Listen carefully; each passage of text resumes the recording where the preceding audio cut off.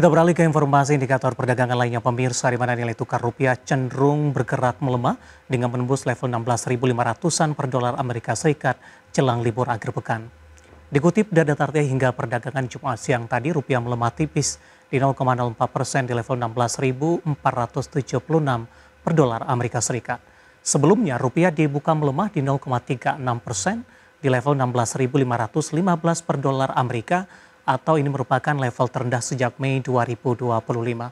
Rupiah melemah di tengah indeks dolar Amerika Serikat menguat di 0,15% di level 100,11 sekaligus menandai level terkuatnya sejak 30 Mei 2025. Sementara dari sisi eksternal, indeks dolar Amerika sudah menguat dalam 6 hari beruntun, mencerminkan tingginya permintaan terhadap dolar Amerika.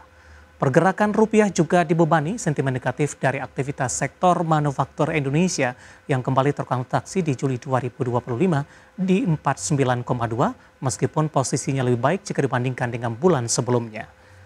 Langsung saja kita akan update seperti apa pergerakan nilai tukar rupiah terhadap sejumlah mata uang utama berikut ini.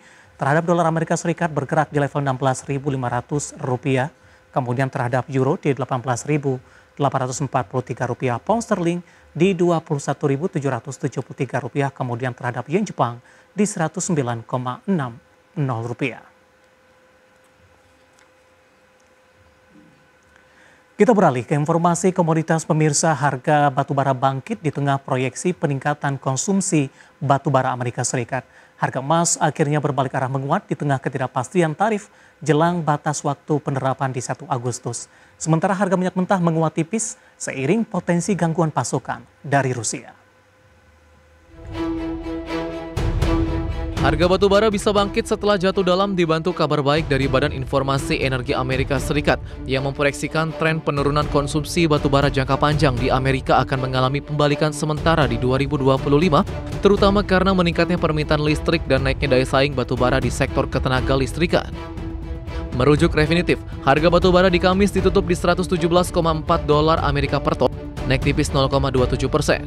Kenaikan terjadi setelah harga batubara jatuh 0,76% di Rabu. Harga emas akhirnya mulai berbalik arah ke zona penguatan di tengah ketidakpastian tarif jelang batas waktu 1 Agustus untuk mengakhiri negosiasi dagang. Di perdagangan Kamis, harga emas dunia naik 0,47% di level 3.290,02 dolar Amerika per troy ounce. Dan secara intraday, sempat menyentuh level 3.300 dolar Amerika per troy ounce. Sementara di perdagangan Jumat pagi, harga emas dunia di pasar spot menguat tipis 0,04% di posisi 3.291,39 dolar Amerika per troy ounce. Harga minyak dunia terkoreksi tipis di perdagangan Jumat pagi di tengah tarik-menarik antara kekhawatiran pelemahan permintaan akibat tarif baru Amerika Serikat dan potensi gangguan pasokan dari Rusia. Mengacu data Refinitiv pukul 9.35 waktu Indonesia Barat, harga minyak Brent di 71,62 dolar Amerika per barel, turun dari hari sebelumnya di 72,53 dolar Amerika per barel.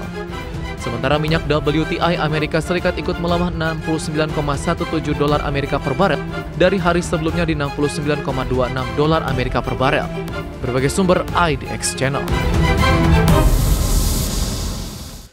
Dan seperti apa update terkini pergerakan harga sejumlah komoditas yang berhasil dihimpun oleh tim redaksi kami sampai dengan sore hari ini waktu Indonesia Barat, di mana minyak WTI melemah di 0,14% di level 69,16 dolar Amerika per barel. Nikel melemah di 0,13% di level 14.905 dolar Amerika per metric ton. Emas melemah di 0,15% di level 3.343 dolar Amerika per troy ounce. Sementara CPO menguat tipis di 0,09% di level 4.234 ringgit Malaysia per tonnya. Dan selanjutnya mari kita coba simak beberapa sentimen yang berkembang di sepanjang perdagangan hari ini yang diproyeksikan akan mempengaruhi pergerakan indeks harga saham gabungan, baik dari domestik maupun internasional. Dan informasinya apa saja? Mari kita simak rangkumannya berikut ini. Indeks pengeluaran pribadi warga Amerika Serikat atau PCE naik 0,3% secara bulanan di Juni 2025, kenaikan terbesar dalam 4 bulan terakhir setelah revisi naik 0,2% di Mei dan sesuai dengan ekspektasi pasar. Harga barang meningkat 0,4% lebih tinggi dibandingkan kenaikan 0,1% di Mei. Sementara harga jasa naik 0,2% sama seperti bulan sebelumnya.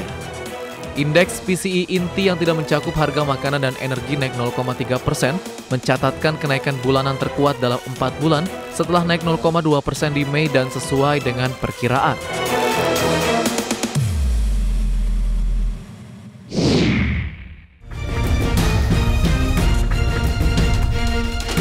Presiden Amerika Serikat Donald Trump menyatakan akan memberlakukan tarif sebesar 35% terhadap sejumlah produk impor dari Kanada, menyusul kegagalan perundingan dagang antara kedua negara. Kebijakan ini merupakan kenaikan dari tarif sebelumnya sebesar 25% yang telah diberlakukan sejak awal Maret berdasarkan undang-undang darurat. Namun pemerintahan Amerika tetap mempertahankan pengecualian untuk barang-barang yang diperdagangkan. Pengecualian ini didorong industri otomotif Amerika Serikat dan perusahaan lain yang memiliki rantai pasok terintegrasi di Amerika Utara.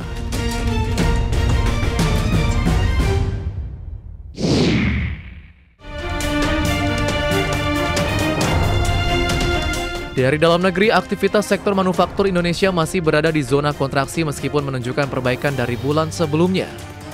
Laporan S&P Global Purchasing Managers Index merilis manufaktur Indonesia tercatat di 49,2 di Juli, naik dari posisi 46,9 di Juni dan mencatat fase kontraksi selama 4 bulan beruntun. Ekonom S&P Global Market Intelligence Usama Bati menyebutkan penurunan output dan permintaan baru masih berlanjut meski tidak sedalam bulan sebelumnya. Permintaan ekspor baru kembali melemah sementara perusahaan masih dalam mode pengetatan.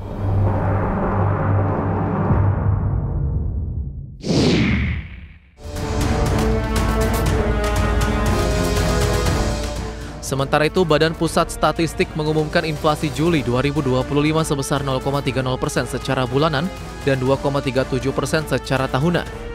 Inflasi tahunan tersebut meningkat dari bulan sebelumnya di 1,87%. Inflasi didorong kelompok makanan, minuman, dan tembakau dengan inflasi 0,74% dan andil 0,22%. Tarif air minum PAM, nasi dengan lauk, dan bahan bakar rumah tangga dengan inflasi 1,65% secara tahunan dan andil 1,08% secara tahunan terhadap total inflasi. Sedangkan kelompok informasi, komunikasi, dan jasa keuangan mengalami deflasi 0,31% dengan andil deflasi 0,02% secara tahunan. Berbagai sumber IDX Channel. Perjumpaan pemirsa, saya akan coba sampaikan update pergerakan indeks harga saham gabungan di 30 menit jelang penutupan perdagangan di sesi kedua hari ini, di mana penguatan sudah mulai terbatas pemirsa. Di mana posisi saat ini indeks harga saham gabungan mengalami penguatan di 0,71%, masih cukup signifikan dan bergerak di level 7.536,811.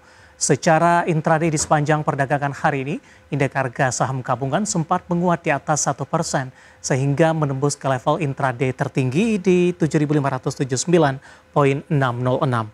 Dibuka di zona hijau pada pagi tadi di 7.545,152, sementara level terendah hari ini di 7.527,056, namun masih bertahan di zona hijau pemirsa. Saham-saham yang hari ini menjadi penopang untuk indeks harga saham gabungan dari saham grup Prayogo Pangestu, ada BRPT menguat di 3%, Rp2.710 per saham.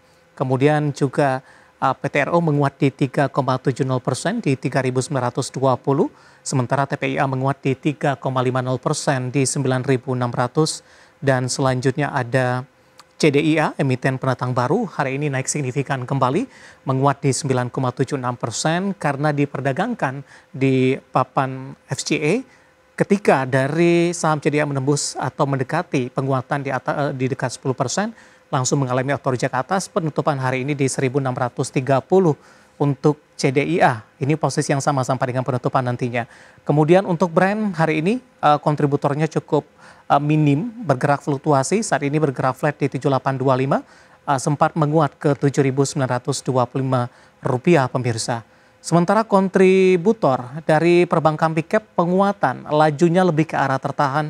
BMRI menguat di 0,44%, 4520, intraday sempat ke 4610 pemirsa. BBCA juga mulai terbatas penguatannya di 8325, hari ini sempat ke 8425. BBRI Penguatannya juga sudah mulai terbatas di 1,08%. Intraday hari ini sempat menguat di 1,35% di 3760. Telkom masih melaju kencang pemirsa, menguat di atas 3% di 2960. Kemudian dari posisi saham-saham lainnya ada Unilever, hari ini masih melaju di 3%, 1765. Usai rilis kinerja ada perbaikan dan akan melakukan buyback 2 triliun rupiah. Saham-saham perang baku hari ini juga mencoba berbalik menguat. Setelah mengalami koreksi cukup dalam sebelumnya, Antam menguat di 1,40% di 2810. Kemudian juga BRMS hari ini juga menguat di 2,79%, 442. Goto tertekan di 1,54% setelah menembus ke level intraday hari ini di 67 rupiah per saham. Tampaknya level tertinggi dalam 1 bulan terakhir.